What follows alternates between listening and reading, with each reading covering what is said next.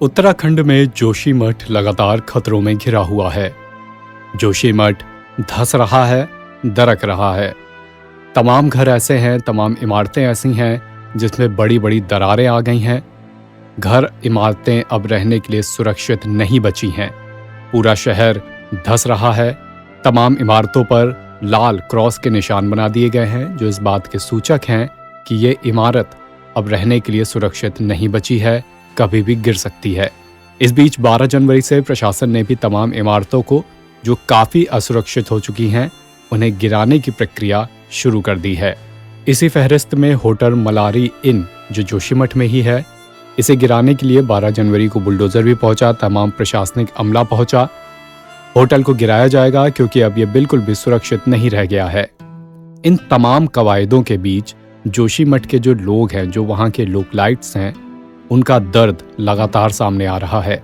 लोगों ने अपनी जिंदगी जिस घर में गुजार दी, वो घर अब दरक रहा है, धंस रहा है, कभी भी गिर सकता है। लोगों को शहर से बाहर निकाला जा रहा है, उन्हें शेल्टर हाउस में भेजा जा रहा है, लेकिन लोग रो रहे हैं, अपना घर छोड़ने को तैयार नहीं हैं।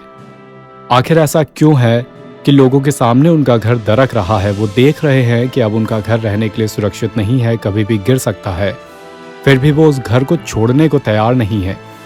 दरअसल सरकार लोगों में ये भरोसा नहीं जगा पा रही है कि उनका भविष्य अच्छा होगा। सरकार लोगों में ये भरोसा नहीं जगा पा रही कि उनके पुनर्वास को लेकर क्या योजना है। क्या जोशीमठ अब खत्म हो जाएगा? अगर जोशीमठ खत्म हो जाएगा तो नया शहर कहाँ बसाया जाएगा? जो लोग जोशीमठ में रह रहे हैं, उन्हें नया आशियाना कैसे दिया जाएगा? उन्हें आगे कहाँ रुकाया जाएगा? जो उनका घर गिर गया, उस घर के लिए क्या मुआवजा मिलेगा? ऐसा नहीं है कि सरकार ने मुआवजे का ऐलान नहीं किया, लेकिन राशि इतनी कम है कि लोग सवाल कर रहे हैं कि क्या हमारा घर चंद इतने ही रुपयों का था? सरकार ने एक बार को तो 5,000 रुपए मासिक भत्ते का भी ऐलान करा। इस बीच जब एनबीटी की टीम जोशीमठ पहुंची तो कुछ महिलाओं ने रोते हुए ये सवाल उठाया कि क्या हमारा घर सिर्फ 5,000 रुपए का है, जो सरकार हमें 5,000 रुपए का महीने का भत्ता देकर हाथ झाड़ रही है। सरकार ने 1.5 लाख रुपए भी मुआवजा देने का ऐलान करा है, लेकिन लोगों के दिलो दिमाग में यही सवाल है। जिस घर में उन्होंने अपनी गृहस्थी लगा दी, जिस घर को बनवाने में उन्होंने अपनी जीवन भर की पूंजी लगा दी, उस घर का दाम 1-2 लाख रुपए तो नहीं हो सकता। ऐसे में सरकार इतने दिन बीत जाने के बाद भी 1 साल से ये संकट जोशीमठ के सामने प्रत्यक्ष तौर पर है। अप्रत्यक्ष तौर पर यह संकट करीब 4 दशक से है। इतने वर्ष, इतने दशक बीतने के बाद भी सरकार कोई ठोस योजना ना तो जोशीमठ को बचाने के लिए ला पाई और ना ही जोशीमठ के लोगों के पुनर्वास के लिए ला पाई। इस बीच केंद्र में भी सरकारें बदलती रहीं और राज्य में भी, लेकिन जोशीमठ का संकट लगातार बढ़ता गया, गहराता गया और आज इस मुहाने पर है कि यह शहर बचेगा भी या नहीं, ये कोई कह नहीं सकता। जोशीमठ के लोगों के मन में किस तरह संदेह, किस तरह डर बैठा हुआ है और सरकार उसे दूर करने में, प्रशासन उसे दूर करने में किस तरह नाकाम साबित हो रहा है, इसकी मिसाल है 12 जनवरी की तारीख।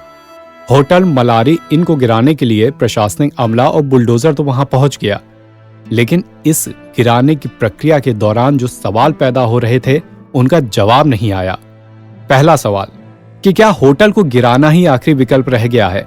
क्या अब कोई विकल्प नहीं है कि किसी तरह इसे बचाया जा सके? दूसरा सवाल कि अगर होटल को गिराना जरूरी है तो इसका मुआवजा कैसे दिया जाएगा? तीसरा सवाल कि अगर होटल को गिरा दिया गया तो कल को तमाम घरों को भी गिराने की नौबत आ सकती है।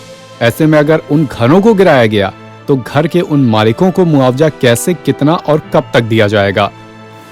अगर घरों को गिराया गया तो इसका मतलब है कि इस घर में रहने वाले लोग हमेशा के लिए यहां से विस्थापित हो जाएंगे।